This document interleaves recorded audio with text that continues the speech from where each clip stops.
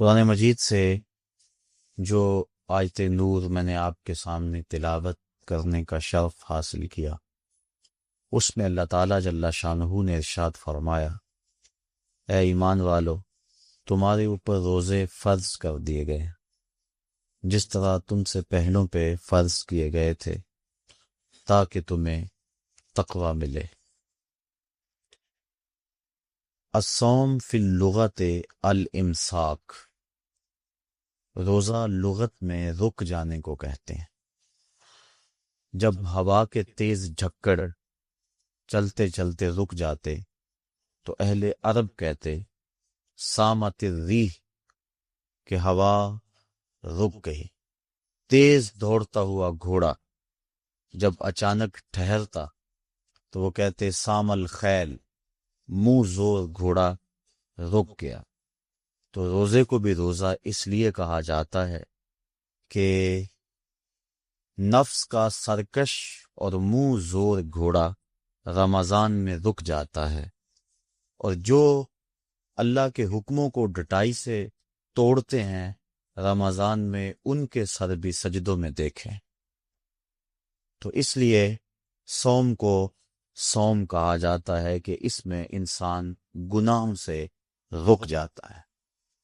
شریعت اسلامیہ میں طلوع فجر ثانی سے غروب آفتاب تک اکل و شرب اور جماع سے قصداً رکے رہنے کو روزہ کہا جاتا ہے۔ روزے کی تاریخ کے حوالے سے علامہ اسماعیل حقی علیہ رحمہ تفسیر روح البیاں میں لکھتے ہیں کہ ملک تحمورس ثالث کے دور میں قحط پڑا۔ یہ حضرت آدم علیہ السلام کی اولاد سے تیسرا بادشاہ ہوا ہے۔ تو اس نے اپنی قوم کو حکم دیا کہ وہ ایک وقت کا کھانا کھائیں اور ایک وقت کا کھانا بچا کر قحط زدہ علاقوں میں بھیجیں تاکہ دکھیوں اور مجبوروں کی مدد ہو سکے۔ ملک تحمورس الثالث کے اس حکم کو قوم نے قبول کیا اور ایک وقت کا کھانا بچا کر کے قحط زدہ علاقوں میں بھیجا۔ اس قوم کی یہ ادا اللہ کو پسند آ گئی تو اللہ نے اس کو عبادت قرار دے دیا۔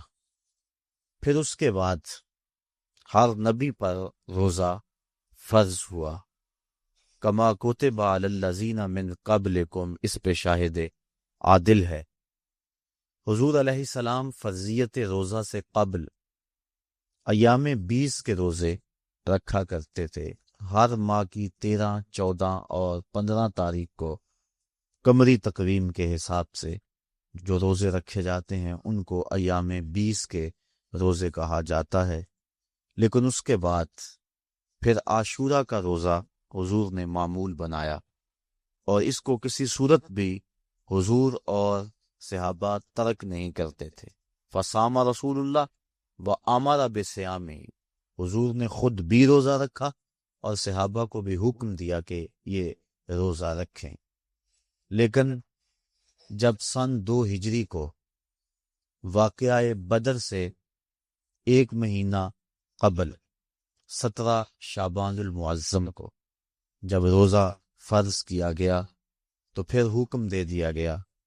حضرت عائشہ صدیقہ رضی اللہ تعالی عنہا سے روایت ہے کہ فرمایا، اب جس کا جی چاہے عاشورے کا روزہ رکھے اور جس کا جی چاہے ترک کرتے، لیکن اس سے قبل وہ روزہ رکھنا امت پر ضروری تھا۔ اب ایام معدودہ یعنی گنتی کے دن، اور وہ 29 یا 30 دن ہیں، ان کے روزے امت پر فرض کر دیے گئے۔ سن 2 ہجری میں روزہ فرض ہوا۔ حضور نے 11 ہجری کو رمضان سے قبل ہی ربیع الاول شریف کے مہینے میں انتقال فرمائے۔ اس طرح حضور علیہ السلام کی زندگی میں کل 9 رمضان آئے، 2 ہجری کو شامل کر کے 9 رمضان زندگی میں کل آئے، جس میں 2 رمضان 30 کے تھے اور باقی 7 رمضان 29 کے تھے۔ اور یہ بات ذہن میں رہے کہ روزے 29 ہوں یا 30 ہوں، اللہ ثواب 30 کا ہی عطا فرما۔ جس طرح کوئی شخص بھول کر کھا لے تو حدیث میں آتا اس کو اللہ نے کھلایا، اس کو اللہ نے پلایا، تو وہ اس نے کھا بھی لیا، اس نے پی بھی لیا، لیکن اس کا روزہ بھی باقی رہا۔ اس طرح اگر چاند 29 پہ نظر آ جائے تو ثواب اللہ 30 کا ہی عطا فرماتا ہے۔ یہ اس کی کرم نوازی ہے اپنے بندوں پہ۔ تو روزہ ڈھال ہے اور جہنم سے آزادی کا ایک اہم ذریعہ ہے۔ روزہ اللہ اور بندے کے مابین ایک راز ہے۔ روزہ نور ہے، ضیاء اور روشنی ہے، اور آقا کریم صلی اللہ علیہ وآلہ وسلم نے روزے کی فضیلت بیان کرتے ہوئے ارشاد فرمایا کہ ہر شے کی کوئی زکوٰۃ ہوتی ہے، انسان کے جسم کی زکوٰۃ روزہ ہے۔ اگر روزہ رکھے گا تو جسم زکوٰۃ ادا کرے گا۔ جس طرح زکوٰۃ سے مال پاک ہوتا ہے، روزے سے جسم پاک ہو جاتا ہے۔ اور روزہ ویسے بھی انسان کے لیے شفا کا پیام ہے۔ فرمایا کہ سحری کھایا کرو، چونکہ سحری کے کھانے کے اندر بھی اللہ نے برکت رکھی ہے۔ تو یہ ماہ سیام اپنے دامن میں برکتیں لے کر، رحمتیں لے کر نازل ہوتا ہے۔ اس کا پہلا حصہ رحمت، درمیانی حصہ مغفرت، اور آخری حصہ جہنم سے آزادی کا مژدہ جاں فضا ہے۔ حدیث میں آتا ہے کہ اللہ نے میری امت کو رمضان المبارک کے روزے کے حوالے سے 5 چیزیں ایسی عطا کی ہیں جو اس سے قبل کسی امت کو نصیب نہیں ہوئی۔ ایک تو یہ کہ رمضان المبارک کے اندر روزہ رکھنے والے کے معدے سے جو بو نکلتی ہے، اللہ کو وہ مشک سے زیادہ محبوب ہے۔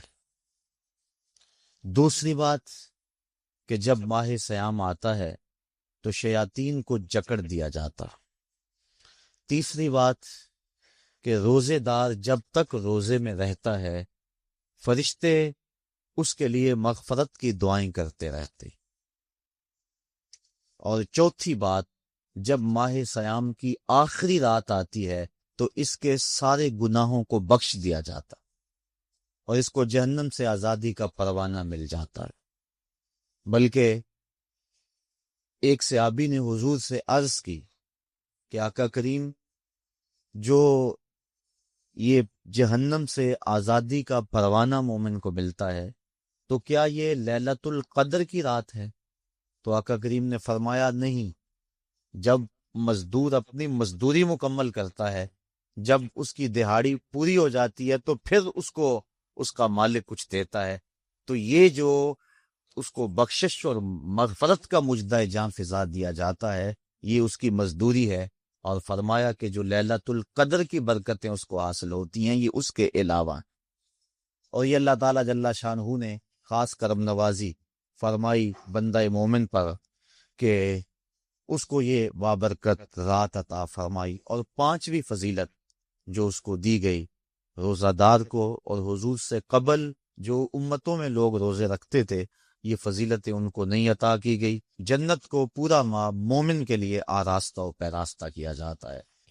حضرت ابو ہریرہ رضی اللہ تعالی عنہ سے ایک روایت مروی ہے جس کو امام بخاری اور امام مسلم نے روایت کیا کہ آقا کریم علیہ السلام نے ارشاد فرمایا، قال اللہ عز وجل، اللہ جل شانہ ارشاد فرماتا ہے، کل عمل ابن آدم لہو، ابن آدم کا ہر عمل اسی کے لیے ہے، الا الصوم فإنہ لی، ہاں مگر روزہ ہے جو وہ میرے لیے رکھتا ہے، وأنا اجزی بہ، اور اس کی جزا میں اسے دوں گا، والصیام جنۃ، اور سیام روزہ ڈھال ہے، فإذا کان یوم صوم احدکم فلا یرفث ولا یصخب، فإن صابہ احد او قاتلہ فلیقل انی صائم انی صائم، والذی نفس محمد بیدہ لخلوف فم الصائم اطیب عند اللہ من ریح المسک، للصائم فرحتان یفرحہما اذا افطر فرح بفطرہ واذا لقی ربہ فرح بصومہ۔ تو فرمایا کہ جب کوئی شخص روزہ رکھتا ہے تو اس کا یہ عمل اللہ کے لیے ہے اور اللہ تعالیٰ اس کی جزا دے گا۔ روزہ ڈھال ہے، جب کوئی شخص روزہ رکھے تو وہ اس کے اندر کوئی اللہ کی نافرمانی نہ کرے، یہاں تک کہ اگر اس کو کوئی شخص گالی بھی دے تو وہ یہ کہے کہ میرا روزہ ہے، میں صائم ہوں، میں نے روزہ رکھا ہوا ہے، یہ کہہ کے لڑنے والے کو، الجھنے والے کو ٹال دے۔ حضور نے ارشاد فرمایا مجھے قسم ہے اس رب کی جس کے قبضے میں محمد کی جان ہے کہ روزہ دار کے معدے سے جو بو نکلتی ہے اللہ کو وہ مس یعنی کستوری کی خوشبو سے زیادہ محبوب ہے۔ اور روزہ دار کے لیے دو خوشیاں ہیں، ایک خوشی اس کو اس وقت ملتی ہے جب وہ روزہ افطار کرتا ہے، اور دوسری خوشی اس کو اس وقت ملتی ہے جب اس روزے کے صلے میں اسے اپنے رب کا دیدار نصیب ہوگا۔ یہ بات ذہن میں رکھیں کہ اس دنیا پر سب سے بڑی دولت جو حضرت انسان کو دی گئی ہے وہ دولت ایمان ہے، اور قیامت کے دن سب سے بڑی دولت جو اہل ایمان کو دی جائے گی وہ اللہ تعالیٰ کا دیدار ہوگا۔ جنت کے حور و قصور، جنت کے محلات، جنت کی عالی نصب نعمتیں، دنیا کی کوئی دولت اور دنیا کی کوئی نعمت جنت کی کسی نعمت کا مقابلہ نہیں کر سکتی، لیکن جنت والے جنت میں جا کر جس نعمت کو سب سے بڑا سمجھیں گے، اور وہ ہوگی بھی حقیقت میں سب سے بڑی نعمت، ایسی نعمت کہ اس نعمت کے ملنے پہ باقی ساری نعمتوں کو بھول جائیں گے، وہ یہ ہے کہ رب اپنے رخ کرم سے پردہ ہٹا دے گا اور ان کو اپنا دیدار عطا فرما دے گا۔ تو یہ سب سے بڑی دولت جو مومن کو آخرت میں نصیب ہوگی یہ روزے کے صلے میں نصیب ہوگی، یہ روزے کا وہ ثمر ہے، یہ روزے کا وہ پھل ہے جو اللہ اہل ایمان کو قیامت کے دن عطا فرمائے گا۔ عاجزی بہی کا معنی ہے کہ اس کی میں جزا دوں گا۔ ایک روایت میں آتا ہے کہ جو اعمال ہیں وہ 7 طرح کے ہیں، 2 اعمال ایسے ہیں کہ جو واجب کرتے ہیں، 2 اعمال ایسے ہیں کہ جن کی جزا ان کی مثل ہے، اور ایک عمل ایسا ہے کہ جس کی جزا 10 گنا ہے، اور ایک عمل ایسا ہے کہ جس کی جزا 700 گنا ہے، اور ایک عمل ایسا ہے جس کی جزا بے حساب۔ فرمایا کہ وہ 2 عمل جو واجب کرتے ہیں وہ یہ کہ اگر کسی شخص نے اللہ کی عبادت کی اور اس کے ساتھ کسی کو شریک نہ ٹھہرایا تو وہ جنت کو یہ اعمال واجب کر دیتی، یعنی اس کو جنت کا ملنا لازم ہے، ضروری ہے، واجب ہے اس کے لیے۔ اور دوسرا وہ شخص جس نے اپنے رب کے حکموں کو توڑا یہاں تک کہ اس کے ساتھ کسی کو شریک ٹھہرایا، اس کے اوپر جہنم واجب ہے۔ اور 2 وہ عمل جن کی جزا ان کی مثل ملے گی، ایک وہ گناہ جو اس نے کیا تو اس کی سزا اس کی مثل دی جائے گی، اور دوسری وہ نیکی جو اس نے کی نہیں ہے لیکن اس کا عزم کیا تھا تو اس کو بھی ایک نیکی کا ثواب دے دیا جائے۔ ایک عمل وہ ہے جس کے بدلے کے اندر 10 گنا اس کو اجر دیا جاتا ہے، اور فرمایا اس سے اس کے نیک اعمال مراد ہیں، اور فرمایا کہ جو اس کا چھٹا عمل ہے وہ ایسا ہے جس کے بدلے کے اندر اس کو 700 گنا اجر دیا جاتا، اور وہ راہ خدا میں اس کا صدقہ کرنا ہے۔ اور فرمایا ایک عمل ایسا ہے جس کی جزا کا دنیا پر کوئی حساب ہی نہیں ہے، اور وہ بندے کا اللہ کے حضور اپنے روزے کے ساتھ پیش ہونا ہے۔ تو روزہ ایک ایسا عمل ہے کہ جس کی جزا کا کوئی حساب ہی نہیں ہے، تو یہ اللہ کے علم میں ہے کہ وہ اپنے بندے کو کتنی اس کی جزا اور کتنا اس کا صلہ عطا فرما دیتا ہے۔ تو یہ اجر ہے نیکی کا۔ اور آقا کریم علیہ السلام نے ارشاد فرمایا روزہ ڈھال ہے اور جہنم سے بچنے کا ایک مضبوط قلعہ ہے۔ روزے کے من جملہ ثمرات میں سے ایک ثمرہ مرتبہ احسان کا حاصل ہونا ہے۔ مرتبہ احسان کیا ہے؟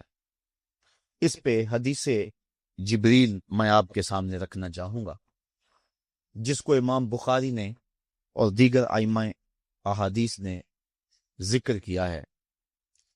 مسجد نبوی کا ماحول تھا، مدینہ شریف کی فضائیں تھی، صحابہ حضور کی صحبت میں جلوہ فراز تھے، نور بٹ رہا تھا، اجالے اتر رہے تھے، صحابہ کے من روشنی سے مالا مال تھے کہ حضرت عمر فاروق رضی اللہ تعالی عنہ فرماتے ہیں کہ ایک شخص آیا جس کی گھنی سیاہ داڑھی تھی اور اس کا سفید لباس تھا. ہم میں سے اسے کوئی جانتا بھی نہیں تھا، لیکن اپنے وجود کی تر و تازگی کی وجہ سے وہ مسافر بھی دکھائی نہیں دیتا تھا.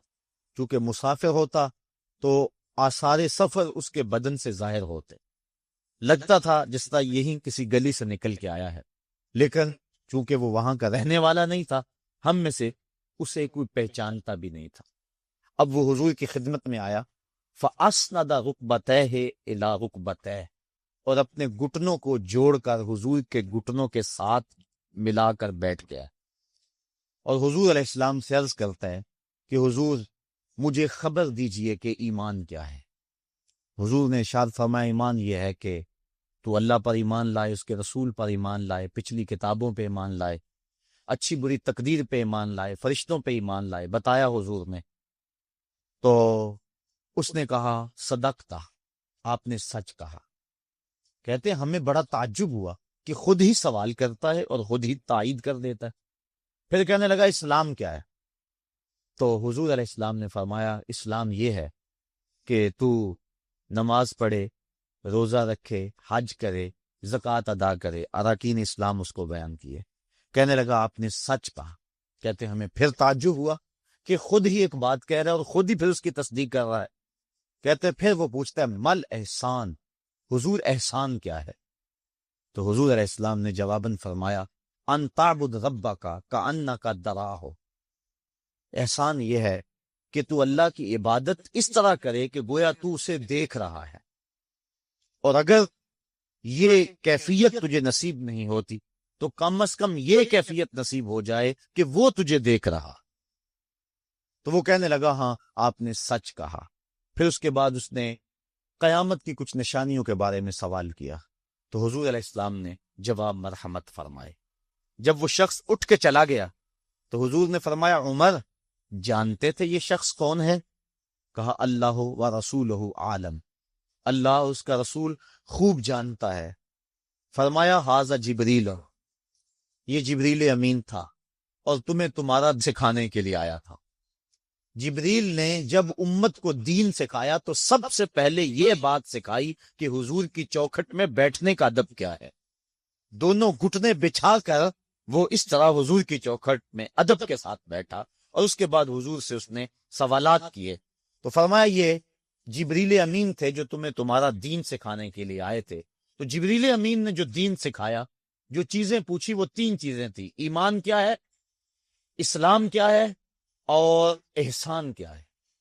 تو احسان تیسری چیز ہے جس کو ہم اپنی زبان کے اندر تصوف کہتے ہیں، جس کو ہم طریقت کا نام دیتے ہیں. تو اس کو درجہ احسان یا مرتبہ احسان کہا جاتا ہے اور یہ دین کی روح ہے. جو لوگ طریقت کا انکار کرتے ہیں وہ دین کی روح کا انکار کرتے ہیں. تو حضور علیہ السلام نے جو طریقت بیان فرمائی وہ یہ تھی کہ اللہ کی عبادت تو اس طرح کرے کہ جس طرح تو اسے دیکھتا ہے. اگر یہ کیفیت مل جائے تو سبحان اللہ، لیکن اگر یہ کیفیت نہیں ملی تو کم از کم یہ کیفیت تو ملے کہ وہ مجھے دیکھ رہا ہے.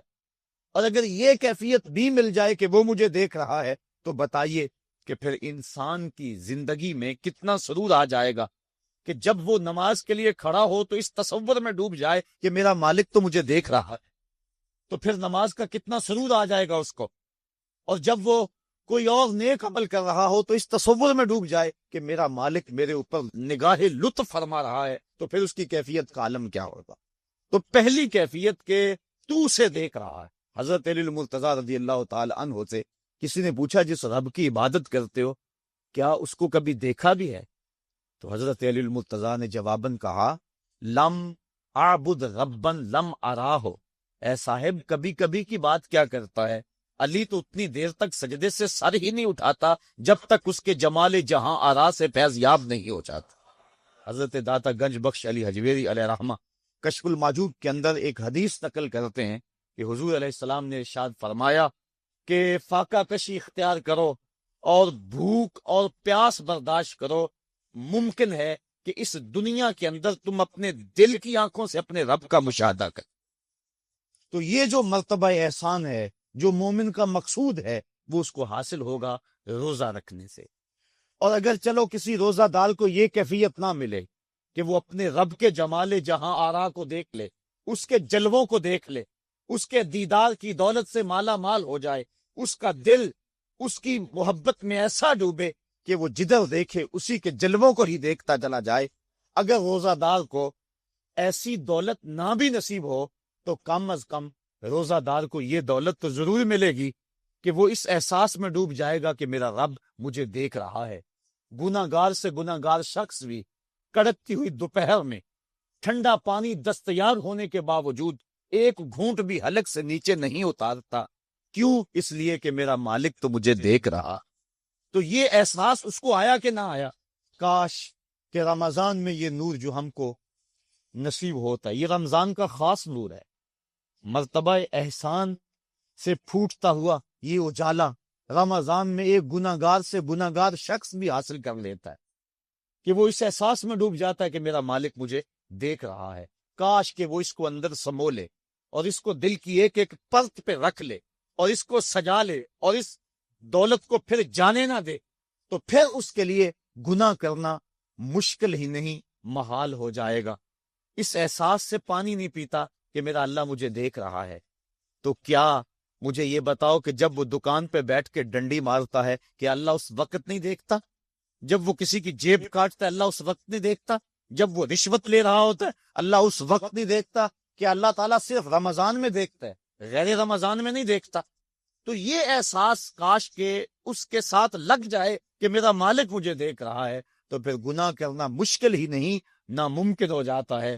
7ویں کوٹھڑی میں جب سارے دروازے بند کر کے بت کے اوپر موٹا کپڑا ڈال کے زلیخا بولی ہے تالک یوسف اب آ جاؤ نا، اب تو کوئی نہیں دیکھ رہا ہے، تو یہی احساس تھا جس نے روشنی دی.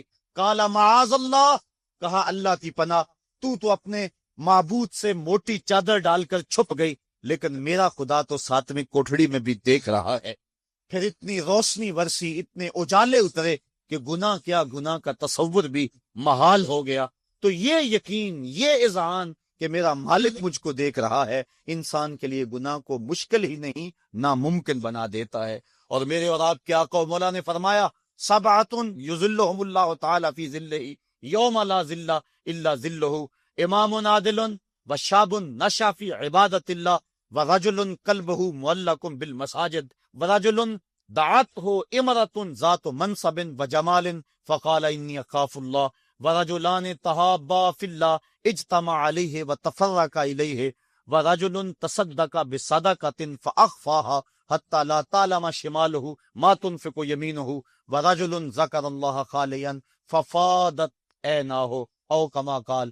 حضور ارشاد فرماتے ہیں کل قیامت کے دن جب کوئی سایہ نہیں ہوگا، 7 اشخاص ایسے ہیں اللہ تعالیٰ جنہیں اپنے عرش کا ٹھنڈا سایہ نصیب فرمائے گا. حدیث طویل ہے اور مجھے وقت کے گزرنے کا شدت سے احساس ہے، میں اپنا مقصود آپ کے سامنے رکھوں گا. چوتھا شخص وہ وَرَجُلٌ دَعَتْهُ امرأة ذات منصب وجمال فقال انی اخاف اللہ. چوتھا وہ شخص جس کو کسی عورت نے دعوت گناہ دی، اور وہ عورت کوئی معمولی عورت نہیں تھی، ذات و منصب و جمال. ایک روایت میں ذات و حسب و جمال، یعنی منصب اور جمال کی مالکہ تھی، یا حسب و نسب اور جمال کی مالکہ تھی، اور اس نے نوجوان کو دعوت گناہ دی. اب قدموں میں غصن خود بخود بچھنے کے لیے بےتاب ہے. تو جب جذبات انگڑائیاں لے رہے ہوں، جوانی جوبن پہ ہو اور آرزویں مچل رہی ہوں اور حسن خود قدموں میں بچھنے کے لیے بےتاب ہو، تو پھر اپنی خواہشات کو لگام کون دے گا؟ لیکن اگر کسی نے اس وقت یہ کہہ کے اس کی پیشکش کو ٹھکرا دیا، انی اخاف اللہ، میں تیری بات کیسے مانوں، مجھے رب سے بڑا ڈر لگتا ہے. حضور فرماتے ہیں جب کسی عورت نے اس کو دعوت گناہ دی، یا کوئی مرد کسی عورت کو دعوت گناہ دینے لگا، تو اس نے کہا انی اخاف اللہ، میں تیری بات نہیں مان سکتا کہ مجھے اللہ سے ڈر لگتا ہے. حضور فرماتے ہیں کل قیامت کے دن جب سورج صبا نیل پہ ہوگا اور زمین تانبے کی ہوگی، لوگ پسینے میں شرابور ہوں گے، اللہ پورے قہر و غضب اور جلال میں ہوگا، لوگ برہنہ اٹھائے جائیں گے، پسینے سے شرابور ہوں گے، ندامت ان کے چہرے پہ چڑھی ہوئی ہوگی، لیکن 7 اشخاص میں سے ایک شخص یہ ہے کہ قیامت کے دن جب کوئی سایہ نہیں ہوگا، اللہ اسے اپنے عرش کا ٹھنڈا سایہ نصیب فرما دے، کہ جس نے برائی کو یہ کہہ کر ٹھکرا دیا کہ میرا رب مجھے دیکھ رہا ہے اور میں اس سے خوف کھاتا ہوں۔ امام یافعی نے روض الریاضین کے اندر یہ واقعہ لکھا ہے کہ ایک نوجوان کپڑے کی دکان پہ کام کرتا تھا، ایک عورت آئی، اس کا اس جوان پہ دل آ گیا، اس نے کپڑا ضرورت سے زیادہ خرید لیا اور مال کے دکان سے کہنے لگی جوان کو میرے ساتھ بھیج دو، میری گٹھڑی بھاری ہے، گھر چھوڑ آئے۔ مال کے دکان اس کی نیت سے آگاہ نہ ہو سکا، اس نے نوجوان کو ساتھ بھیج دیا۔ جب وہ اس کو گھر لے گئی، اندر داخل کر کے دروازہ بند کر لیا اور دعوت گناہ دینے لگی۔ اس نوجوان نے کہا انی اخاف اللہ، میں اللہ سے ڈرتا ہوں، لیکن وہ ڈرتا تھا، وہ تو نہیں ڈرتی تھی۔ اس نے ہر قسم کا ڈورا پھینکا، ہر جتن کیا، ہر ہیلا آزمایا، لیکن وہ نوجوان قابو نہ چڑھا، چونکہ وہ صرف حسین ہی نہیں اللہ کا ولی بھی تھا۔ صرف اس کا چہرہ ہی روشن نہیں تھا، اس کے من میں بھی اجالے تھے، اور اس نے بڑی کوشش کی، لیکن نور کو رسیوں میں جکڑا تو نہیں جا سکتا۔ خیر، اس نوجوان کے دل میں آیا کہ یہ شیطان کا خطرناک روپ ہے، کہیں ایسا نہ ہو کہ میں اس کے پنجے میں پھنس جاؤں۔ اس نے ایک بہانہ کیا اور باتھ روم میں چلا گیا، جو پخانہ کیا اس کو اپنے بدن پہ مل لیا اور اسی حالت میں باہر آ گیا۔ جب اس عورت نے دیکھا، اس کا نشہ حرن ہو گیا، دروازہ کھول دیا، اس نے کہا یہ تو کوئی مجنون ہے، یہ تو کوئی پاگل ہے۔ اس نے دل ہی دل میں اللہ کا شکر ادا کیا کہ میرا بدن گندا ہو گیا، میرا من تو ستھرا رہا۔ کائنات کا سب سے حسین چہرہ وہ ہے جو جنسی کالک سے محفوظ ہو۔ تو وہ باہر گیا اور باہر ایک چشمہ ابل رہا تھا، وہاں جا کے اس نے غسل کیا۔ امام یافعی لکھتے ہیں جب تک وہ زندہ رہا اس کے جسم سے مشک و عنبر کی خوشبو آیا کرتی تھی، اور جب وہ مر گیا لوگوں نے اس کو دفن کر دیا، یہ خوشبو اس کی قبر کی مٹی سے بھی آیا کرتی تھی۔ تو جو اللہ سے ڈرا کہ میرا مالک مجھے دیکھ رہا ہے، تو اللہ تعالیٰ اس کی کیسی ناز برداریاں فرماتا ہے، اس کے اوپر کتنے کرم اس کے اترتے ہیں۔ تو کہا کہ وہ شخص جس نے اللہ سے ڈر کر گناہ کو چھوڑا، کل قیامت کے دن جب کوئی سایہ نہیں ہوگا، اللہ اسے اپنے عرش کا ٹھنڈا سایہ نصیب فرما دے گا۔ تو یہ رمضان کا فیض ہے کہ انسان بے شمار گناہوں کے باوجود بھی تڑپتی کڑکتی دوپہر کے اندر بھی ٹھنڈا پانی اپنے منہ کے قریب بھی نہیں لاتا، وضو کرتے ہوئے بھی احتیاط کرتا ہے، غسل کرتے ہوئے بھی احتیاط کرتا ہے کہ کوئی قطرہ حلق سے نیچے اتر نہ جائے، اس احساس میں کہ میرا رب مجھے دیکھ رہا ہے۔ یار روزے کا اور کیا ثمرہ چاہیے کہ وہ جو دولت صوفیاء نے زندگیاں کھپا دی، جس دولت کو حاصل کرنے کے لیے، مرتبہ احسان کو پانے کے لیے روزے دار نے سحری کھائی، ابھی جو ہے وہ سحری کا وقت ختم ہوا تھا کہ یہ احساس اس کے ساتھ لگ گیا، اور وہ تنہائی کے اندر بھی اللہ سے ڈرتا ہے اور کھانے پینے سے باز رہتا ہے، اس تصور کے ساتھ کہ میرا مالک مجھے دیکھ رہا ہے۔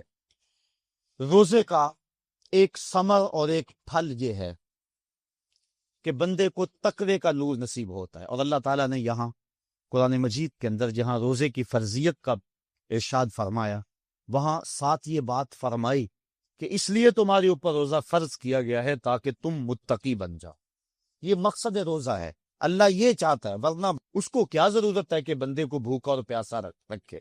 وہ تو چاہتا ہے کہ یہ برائیوں سے باز آ جائے۔ بلکہ بخاری شریف کی حدیث ہے، حضور علیہ السلام نے ارشاد فرمایا من لم یدع قول الزور والعمل به فلیس للہ حاجۃ فی ان یدع طعامہ وشرابہ۔